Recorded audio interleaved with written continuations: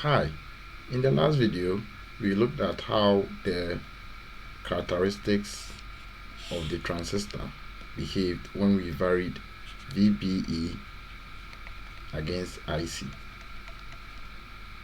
So we placed our transistor with a constant VCC and we varied the base emitter voltage with a variable supply. And we observed that instead of getting an exponential looking curve, it was not really exponential looking, or looking very linear. So my question is, could you find out why LTspice in the circuit that we built did not give us a perfectly exponential looking curve as we expected? So that's the question for the day.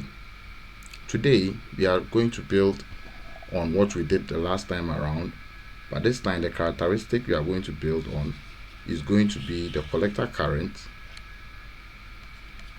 against the VCC or the VCE.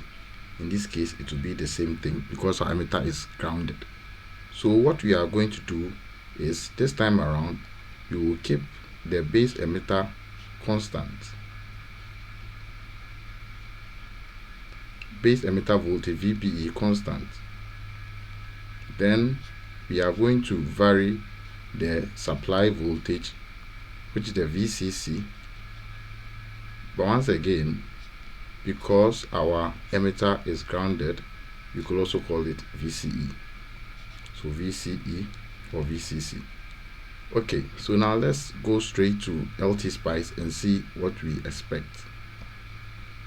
So on LTspice, I press P on my keyboard and I search for NPN to get my transistor. I place my transistor, and to be consistent, let's try and change. So go to pick a new transistor.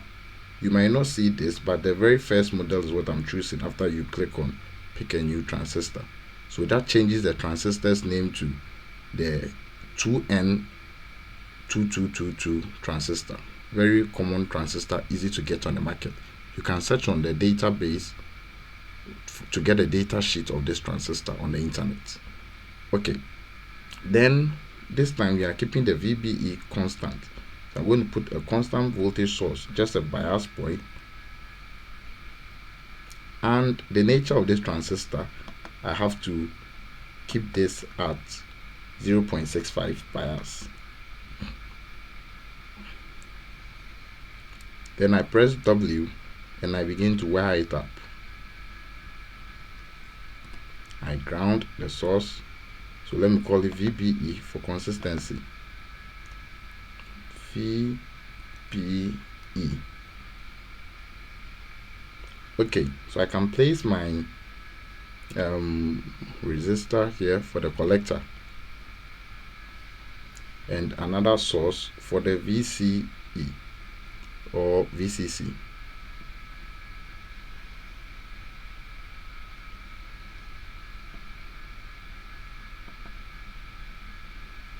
Okay, now I'm able to call it VCE or VCC because I ground this part, and I'm also going to ground the emitter. But if there had been something between the emitter and the ground, then this one strictly will be called VCC.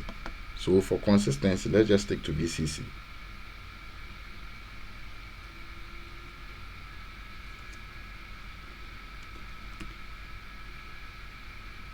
Okay, and let me call the collector resistance RC. Now let's keep everything wired up. So press W on the keyboard, then you wire it nicely and neatly.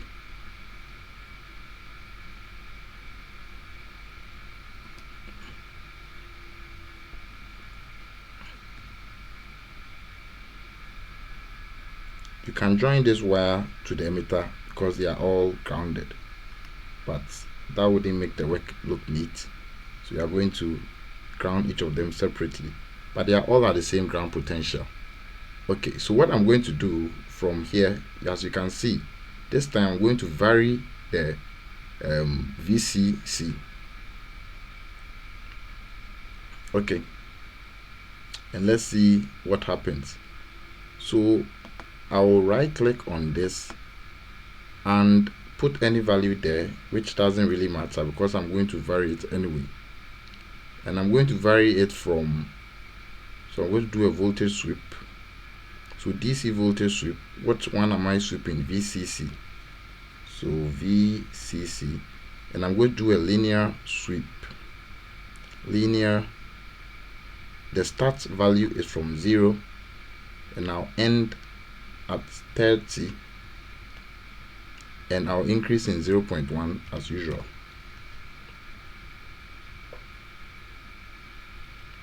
Okay, there's an error, but I have results. Okay, so I didn't choose a value for the resistor. So let me quickly do that. I don't know how I got the results, but let me just give it up. So I have a value for the resistor. So what is happening here is my, okay, I think this is from another data. I don't know. Let me just delete it and do everything again. Okay, so what I want right now is I want to find the current, because current through the resistor. Okay, yes, so I'm now running it because there was an error. So after fixing the error, so I click on this. So when you have the arrow, it shows the current. So I click on that and now I go to the scope window and I see what happens. So don't pay attention to the top pane, there's no information there. So at least you see that just around when the collector voltage passes or is above the base voltage, so just around when the collector voltage here goes about 0.6, then the device goes into the forward active region. So from here it behaves like a current source. And why is the current increasing? Because of early effect.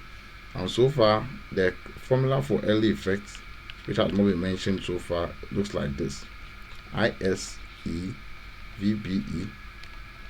over VT, then you put 1 plus the value of VCE over VA, which is the early voltage, and this factor accounts for the increase. Okay, but if you want to use it as a current source, you want it to be as flat as possible, and there will be another video to see how you can do that. As you want to increase the output impedance, the higher the output impedance, the better it behaves, or the more closer it is to an ideal current source. So last thing I want us to do is to also vary VBE as well, but I'm going to do that in a few steps, and these steps will be just in 0.65 and so maybe between 0.63, 0.64, 0.65. That should be enough to show the point where we are trying to achieve. So I would also right click and put a curly bracket here and call that VBE. It has nothing to do with the VBE on top. It's very important to keep this. Then I right click and I go to draft, then spice directory. So you have to get to spice directory. Just right click on an empty space, look for draft and choose spice directory. Once this window appears, you go type .step. So you are going to vary in step instead of doing a smooth .step, then param. So which parameter do we want to vary in step? That's the parameter we call VBE, and the steps will start from 0.63, then we move to the end 0.65, but the increment should be in 0.01. So that will be 0.63, 0.64, 0.65 sort of. Okay, so we run this and I hope everything goes smoothly.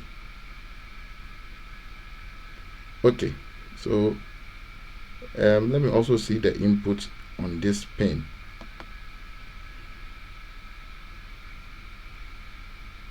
Alright, so the input 1, 2, 3, 4. I don't know why they are 4. I was expecting 3, but that's fine.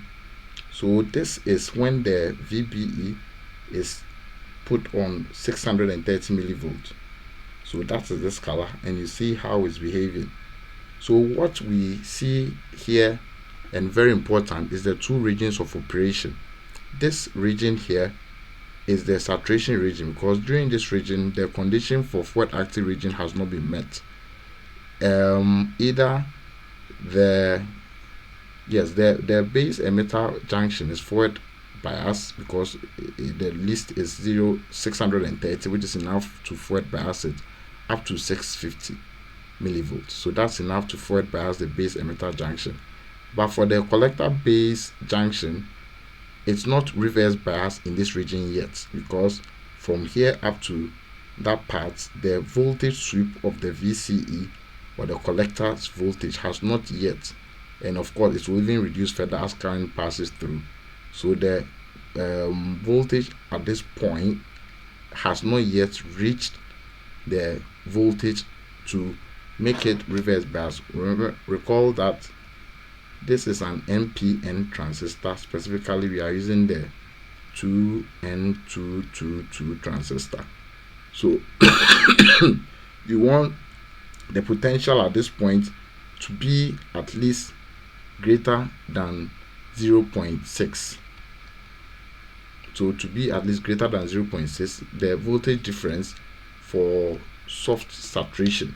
So you want the voltage difference over there to be at least 0.6 or 0.4, the voltage difference between the base and the collector. So ideally you want something like 1 volt thereof before you can really begin to see soft saturation over there. Okay, so around here we have around 1 volt somewhere here. That's where we really begin to see the device going into forward active region when the device behaves as a current source. So let's draw and try and merge the two and see how it makes sense. So if I have V,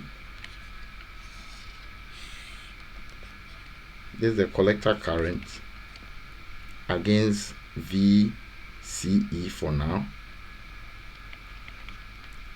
So until the device goes into forward active mode, you have this. Now in this region too, you see that if you increase the base emitter junction, there is no much increase in the collector current. But once you move to the forward active region, an increase in the base emitter junction from 630 to 636, see the jump in the collector current compared to this region. When you increase the base emitter voltage, there is no changes in the collector current that is visible around this region. That's why they are all overlapping. That is why this region is called saturation region, because an increase in the base emitter voltage does not cause a significant change in the collector current. That's why it's called saturated region. Okay, so the forward active region, so this is one value when VBE is equal to 650 millivolts, and here we have VBE again equal to 644 millivolts. Then we have VBE again equal to something like 637 millivolts sort of. So if I want to superimpose the other curve that we drew before, let me change the color of the pen. Okay, now this is IC with this color, so IC against VBE.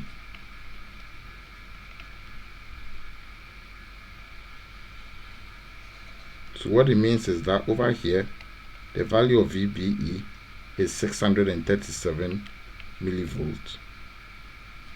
Over here the value of VBE So now the black curve, the black axis is VBE.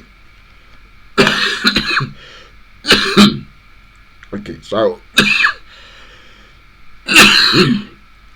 sorry about that. I hope you get the whole idea. Just think this has been a longer video. I'll keep it short here. Just try and understand, and at least practically you have been able to prove the characteristics, both IC against VBE and IC against VCE. Okay, so we've learned about LE effect also, and the formula for LE effect. As VCE increases, the IC increases. Inherently, the real relation is inside IS. That has been done in previous videos, but this is how it's usually written for easy calculations. Alright, so have a nice time. Because forgot to mention that because we don't really change the value of IS, sorry, so IS always remains constant, but because LE voltage, we know VCE affects the value of IS, this factor here accounts for the neglection of the changes of IS with respect to change in the VCE. Okay, that will be all for this video. Have a nice time, and we shall meet again. Bye bye.